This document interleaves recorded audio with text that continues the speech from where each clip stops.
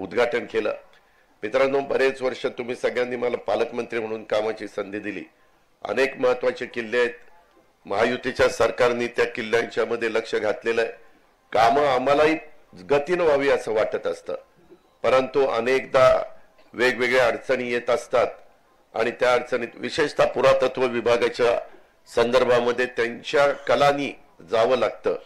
मला आठवतंय स्वर्गीय विलासराव देशमुख मुख्यमंत्री असताना स्वर्गीय बेनके साहेब आमदार असताना वल्लभशेठ बेनके त्यावेळेस इथं सुरुवात झाली जीर्णोद्धाराला किंवा इथं हेरिटेज वास्तू कशी आपल्याला जतन करता येईल। त्या काळामध्ये महाराजांनी ज्या प्रकारे ह्या किल्ल्याचं जतन केलं त्याच्यात नंतरच्या काळामध्ये अनेक घटना घडल्या, परंतु ते पूर्व पदावर आणण्याच्या करता पुढे पिढ्यानपिढ्या नवीन पिढीला हा आदर्श डोळ्यासमोर ठेवता यावा म्हणून कामाला सुरुवात केली।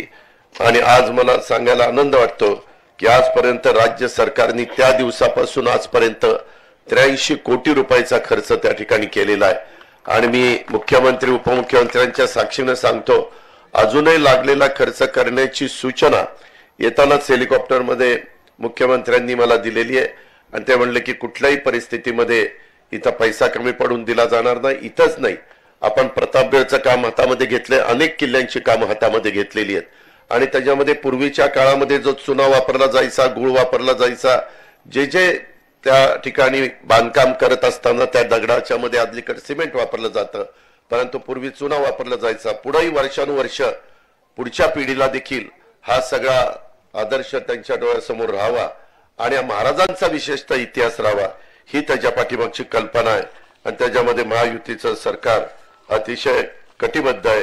ही पण बाब मी आपल्याला सांगतो।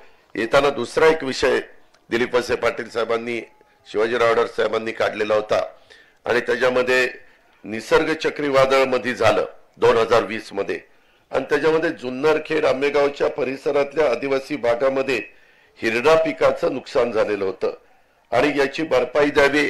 आता मला अतुल पण सांगत होता की दादा हे मागे जाहीर केलेलं होतं, पंचनामे झालेत।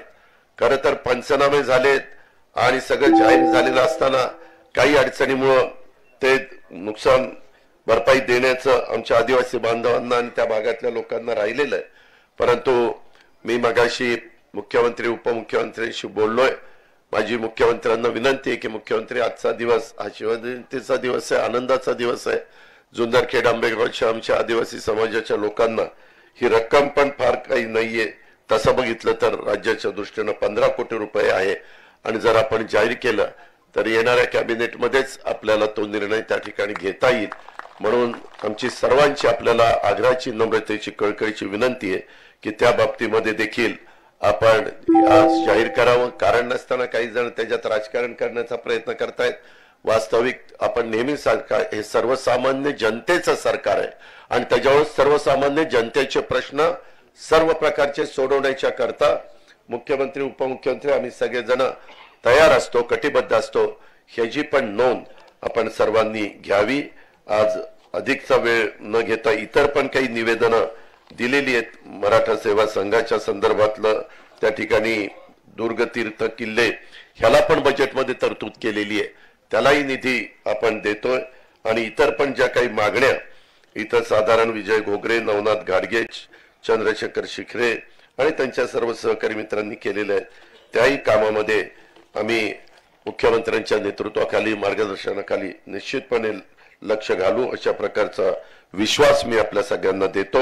आज छत्रपती शिवाजी महाराज गौरव पुरस्कार, शिवनेर भूषण पुरस्कार, मग ते आमचे पोलीस ऑफिसर दिलीप भुजबळजी असतील किंवा सायंटिस्ट अरुण रामचंद्र सावळेजी असतील किंवा आमचे ब्रिगेडियर अनिल काकडेजी असतील, या उभयतांचा इथं सत्कार करण्यात आला, त्यांचाही मी मनापासून कौतुक करतो, अभिनंदन करतो, त्यांना पुढच्या वाटचालीच्या करता शुभेच्छा देतो आणि मी माझे 2 शब्द संपवतो। जय शिवराय, जय जिजाऊ। धन्यवाद। धन्यवाद दादा। आणि मित्रहो, आज सबंध जगभरामध्ये शिवजयंती साजरी केली जाते आणि या जयंतीच्या निमित्तानं या जन्मभूमीवरून मी सर्व तमाम शिवप्रेमींना शिवसंदेश देण्यासाठी महाराष्ट्र राज्याचे उपमुख्यमंत्री माननीय देवेंद्रजी फडणवीस साहेब यांना या ठिकाणी विनंती करतो।